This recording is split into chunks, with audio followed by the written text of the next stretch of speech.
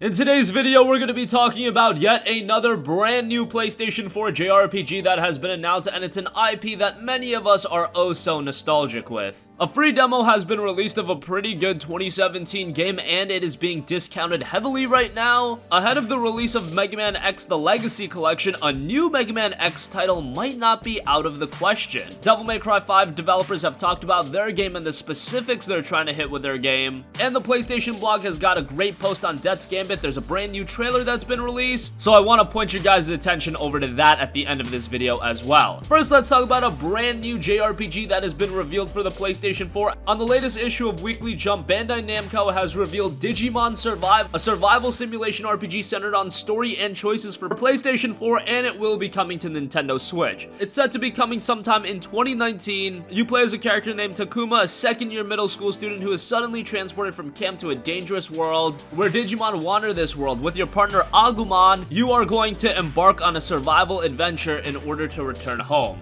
As I mentioned, the game has a distinct focus on actually making different choices, and the choices you make during your adventure will change the development of the story as well as the monsters you can digivolve during battle. There are various possibilities. While conversation scenes use 2D illustrations, they are depicted with 3D-esque spatial presentation. The keys of interest are hidden at various points on the field. Point and click at locations of interest to investigate. And there are simulation battles where choice determines victory. Move your Digimon partners around the field and fight against enemies. During battle, energy is used to perform actions including digivolving, and skillfully utilizing your energy is the key to victory. Again, Digimon Survival will be launching sometime in 2019. We don't have a confirmation about a US release, but it probably will be coming stateside as the last 3 Digimon games have come over here, so I would imagine that it's a foregone conclusion that Digimon Survive will as well. Moving on from that, if you've yet to play Middle-earth Shadow of War, you should know that there is a free demo available right now on the PlayStation Store. You can download the demo right now, but it is touted as a hefty 22.45 gigabytes, so figure that one out. But if you do play through the demo and you decide picking up the game, all of your progress in the demo will carry over into the main game.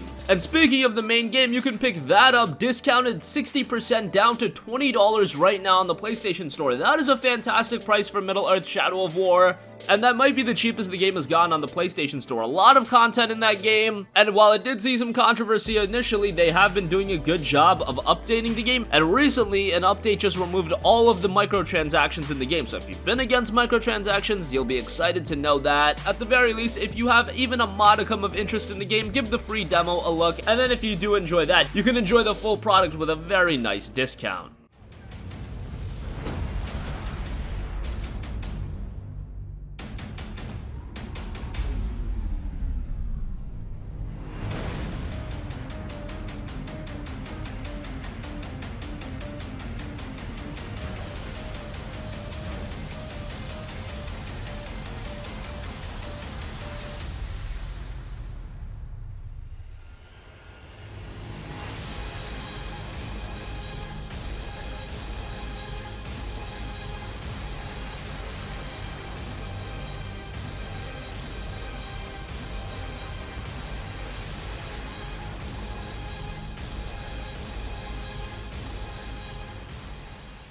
Next up, we are a little less than a week away from the release of Mega Man X The Legacy Collection. I am very much excited for that. While some are very fond of the original Mega Man games, Mega Man X is a lot faster paced, definitely a lot easier, but at the same token, it's a lot more stylish of a game, and I feel like if you're just trying to get into Mega Man, the Mega Man X games are the way to go. And while Capcom has added games to the original Mega Man lineup of games, they did Mega Man 9, 10, and 11 is coming up, Mega Man X has been seemingly forgotten about, but it looks like the story of Mega Man X is not yet over. In the Mega Man X Legacy Collection 1 and 2 soundtrack booklet that has seen a broken street date in Japan, Mega Man fan blog Rockman Corner received a translation from an image of the album book posted by Twitter user Gutara. All of the Mega Man X games are listed, and after X8 there's a caption that reads when translated, quote, "The story of X's fight is not yet over." What else could that mean? A Mega Man X9 needs to happen at some point. There seems to be a newfound interest by Capcom in Mega Man with the release of Mega Man 11, with the release of all of these Mega Man collections, and it looks like these are performing well, and after all, it is Mega Man. Mega Man is one of the most iconic gaming characters in history. That is not hyperbole. Mega Man has just been around for so long. I've always been wanting a Mega Man X9. At the very least, we know for sure we're getting the Mega Man X Legacy Collection next week, so that can hold me over. And we do know that Mega Man 11 is releasing later this year, but at some point, let's make Mega Man X9 happen. There's a large portion of Mega Man fans that are dying to play a new X game. Yes, a lot of gamers weren't happy with X7. I thought X8 was pretty good. Feel there's still a lot of potential with a brand new X project, so hopefully that comes to fruition at some point. Next up, a highly anticipated 2019 has to be Devil May Cry 5. Yes, Devil May Cry is finally back with the main line of games, and Devil May Cry 5's key developers spoke in this week's issue of Famitsu, and they talked about some aspects of the game. Siliconera has broken down the highlights, and here they are. The goal for Devil May Cry 5 is photorealism, and they're working on a consistent 60 FPS for a high-speed battlefield that you can only get from Devil May Cry. As for graphics, Capcom is not only 3D scanning people, but they're also scanning clothing. Previously, the focus was on response, so players were able to motion cancel, but for Devil May Cry 5, it'll take input, but it won't skip through animation. The developers say that if you could do the same thing as before, but with photorealistic quality of DMC5, it would look strange. That is something Capcom is calling the uncanny valley of action. Capcom wanted a Nero, the main character, that is at the top of his game in body and mind, so they went with the setting of a few years after DMC4. Dante hasn't gone wild for no reason. The third character you see in the key visual is a playable character. Many think that is Virgil, but that has not yet been confirmed. Devil May Cry 5 will see more information and be playable at Gamescom 2018. And lastly, Capcom's goal is to make Devil May Cry 5 the peak of action games in this period. DMC5 is confirmed for a release sometime in the spring, so if you're into action games at all, even if you've never played Devil May Cry 5, just watching that trailer, it's hard not to be pleased by that game. And lastly, one of the most exciting games that is releasing next month has to be Death's Gambit. And there's an in-depth post over on the PlayStation blog by Alex from White Rabbit, the development studio. And along with that, there was a new trailer release called the Features Trailer, but the post itself goes over a lot of the details about the game, including the expansive campaign, mortal permadeath, the non-linear world, heroic boss rematch, new game plus, the fact that there are 7 classes, and let's go through those 7 classes: soldier, assassin, wizard, sentinel, noble, blood knight, and acolyte of death. And while there are 7 different classes, the talent tree remains universal. Each class has 1 additional talent on top of the base starting talent that determines how they gain soul energy, and talent points are earned from defeating bosses, but only in the first playthrough. New Game Plus does not award additional talent points, so you have to choose wisely in how you upgrade your character. Even New Game Plus and going through and beating bosses again won't get you more talent points. There are no weapon restrictions, and there are weapon skills. We'll leave a link to the official blog post in the description box down below. Death's Gambit is a game that when you look at it, you are immediately enamored by the visuals of this game. At least I am. I absolutely adore the pixel art style this game has. It looks fantastic. As far as a release date, Death's Gambit will be releasing on August 14th. Again, check out the blog post for yourself if you want a more in-depth look, but this is a game to keep your eyes on.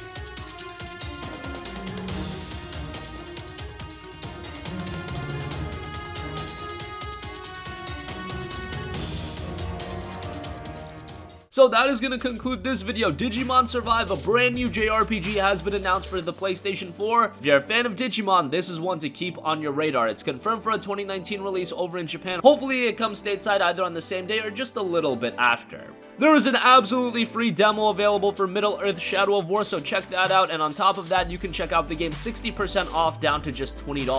Capcom is teasing a brand new Mega Man X game. I know I would absolutely love a Mega Man X9, but at the very least, next week, we will be able to check out Mega Man X Legacy Collection 1 and 2. That'll include all of the X games from X1 through X8. The developers of Devil May Cry 5 are looking for it to be the peak of action games in its era. Will they hit that? That's a very lofty goal, but at the very least, let's hope for a very good game. And finally, Death's Gambit is a game that you absolutely need to know about. It's releasing on August 14th. If you want a very in-depth look on the game, check out the PlayStation blog post, and definitely give a look at the features trailer. That is going to conclude this video. Sound off with your thoughts in the comment section down below. Thank you for watching, and goodbye.